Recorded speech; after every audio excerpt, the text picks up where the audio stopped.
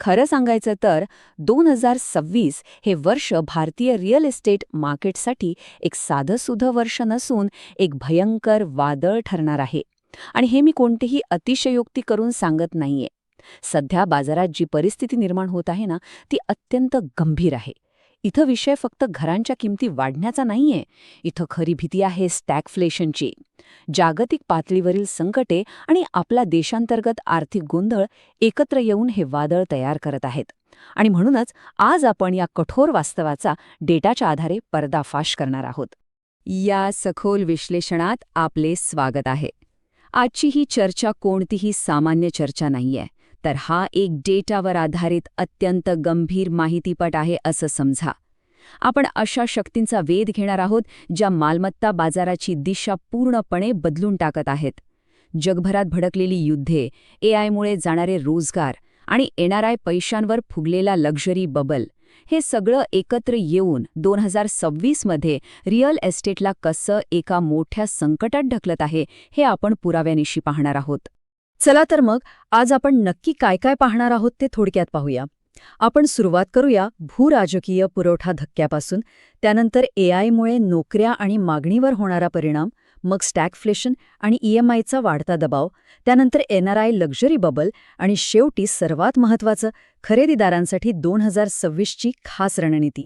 तर आपल्या पहिल्या भागाकडे वळूया. भूराजकीय पुरवठा धक्का. या संकटाची मुळं भारतात नाहीयेत, तर ती आपल्या सीमेच्या खूप पलीकडे आहेत. आता हे बघा, जर कोणाला वाटत असेल की मध्य पूर्वेत चाललेलं युद्ध फक्त टीव्हीच्या बातम्यांपुरतं मर्यादित आहे, तर ते खूप मोठं वास्तव विसरत आहेत. कारण आजचं जग इतकं जोडलेलं आहे ना, की हजारो किलोमीटर दूर पडणाऱ्या बॉम्बचा थेट परिणाम इथं तुमच्या घरासाठी लागणाऱ्या विटा आणि सिमेंटवर होत असतो. रेड सीमधल्या सागरी वाहतुकीत मोठे अडथळे येत आहेत. यामुळे ब्रेंट क्रूड ऑइलच्या किमती प्रति बॅरेल $90च्या पुढे गेल्या आहेत. आणि एकदा का इंधन महाग झालं की सगळी साखळीच कोलमडते. डिझेल महागल्यामुळे सिमेंटपासून स्टीलपर्यंत सगळ्याची वाहतूक महागते.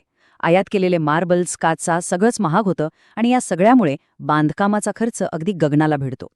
JLL इंडियाचा एक अत्यंत महत्त्वाचा अहवाल सांगतो की 2026 पर्यंत बांधकामाच्या मूळ खर्चामध्ये किमान 3 ते 5% वाढ होणार आहे. आणि ही वाढ प्रामुख्याने महागडं फिनिशिंग मटेरियल आणि वाढलेल्या ऊर्जा खर्चामुळे होत आहे. आता साहजिकच विचार करा, कोणता बिल्डर हा वाढलेला खर्च स्वतःच्या खिशातून देणार आहे? कुणीच नाही. हा पूर्ण भार थेट घर खरेदी करणाऱ्या सामान्य ग्राहकांच्याच माथी मारला जाणार आहे. आता दुसऱ्या भागाकडे येऊया. AI, नोकऱ्या आणि घसरती मागणी. एकीकडे पुरवठ्याचा खर्च वाढत असताना मागणीच्या बाजूला काय चाललंय ते पाहणं गरजेचं आहे. आणि इथं एक मोठा तांत्रिक भूकंप येतोय. हे पहा, आर्टिफिशियल इंटेलिजन्स किंवा AI हा आता फक्त एक ट्रेंड राहिलेला नाही, तर तो मागणी पूर्णपणे नष्ट करणारा एक फॅक्टर बनला आहे. AIमुळे सॉफ्टवेअर इंजिनियर्स, कस्टमर सर्व्हिस आणि प्रशासकीय क्षेत्रातील व्हाईट कॉलर नोकऱ्यांमध्ये प्रचंड कपात होत आहे.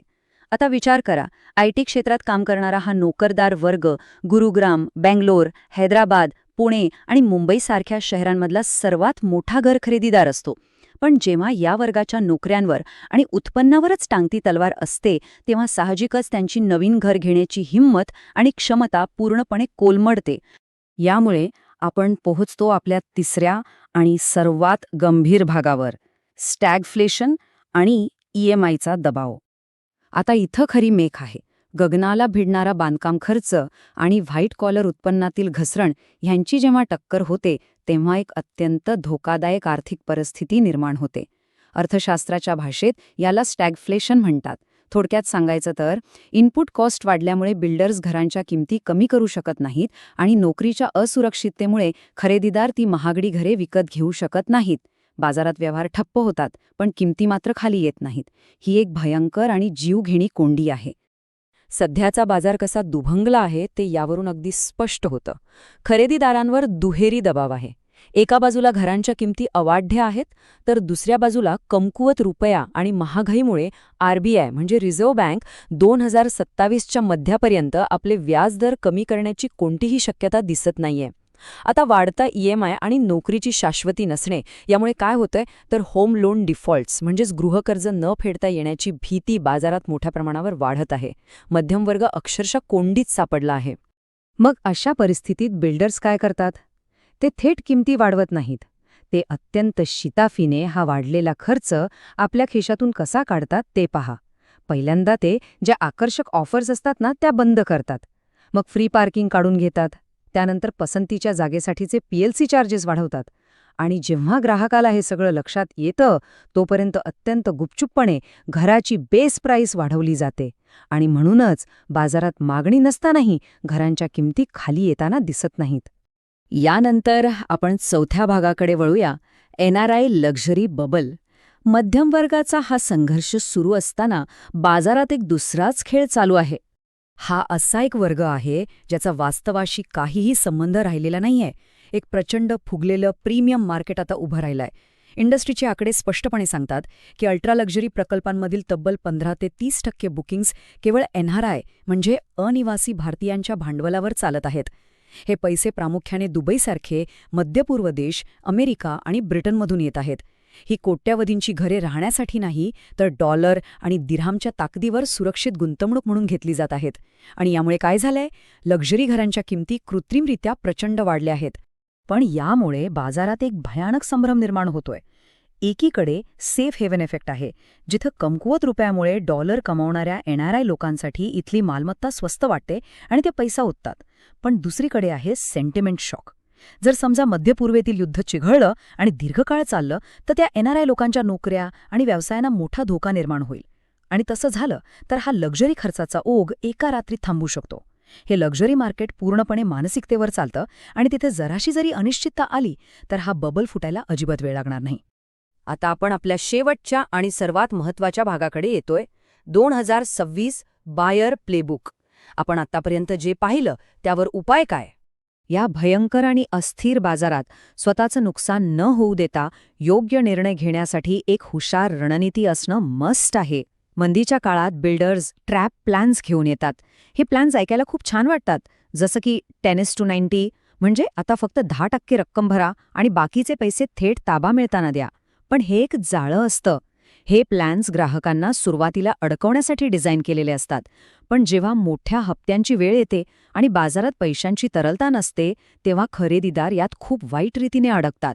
म्हणूनच आपलं हे बायर प्लेबुक स्पष्टपणे सांगतं की जे फक्त नफ्यासाठी गुंतवणूक करत आहेत त्यांनी सध्या रोकड हातात ठेवावी, फ्लॅट्स किंवा प्लॉट घेण्याची कोणतीही घाई करू नये. पण ज्यांना स्वतः राहण्यासाठी घर घ्यायचंय त्यांनी थोडा संयम बाळगावा. 2026 मध्ये फ्लॅट्सच्या किमतीत 10 ते 12% घसरण अपेक्षित आहे. जेव्हा इतर लोक या ट्रॅप प्लॅन्समध्ये अडकून नाईलाजाने बाहेर पडण्याचा प्रयत्न करतील ना, तेव्हा त्या घाबरलेल्या विक्रेत्यांकडून कमी किमतीत मिळणाऱ्या डिस्ट्रेस्ड डील्स शोधणे हीच तुमची सर्वात उत्तम रणनीती ठरेल. तर या संपूर्ण विश्लेषणाच्या शेवटी एक अत्यंत ज्वलंत प्रश्न उभा राहतो.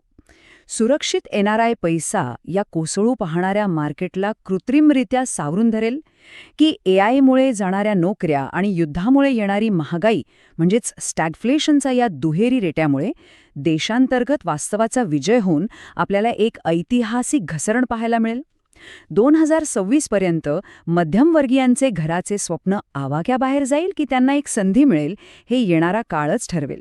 पण तोपर्यंत सावधगिरी बाळगणे आणि डेटावर आधारित निर्णय घेणे हेच शहाणपणाचे ठरेल. हे सखोल विश्लेषण पाहिल्याबद्दल खूप खूप धन्यवाद.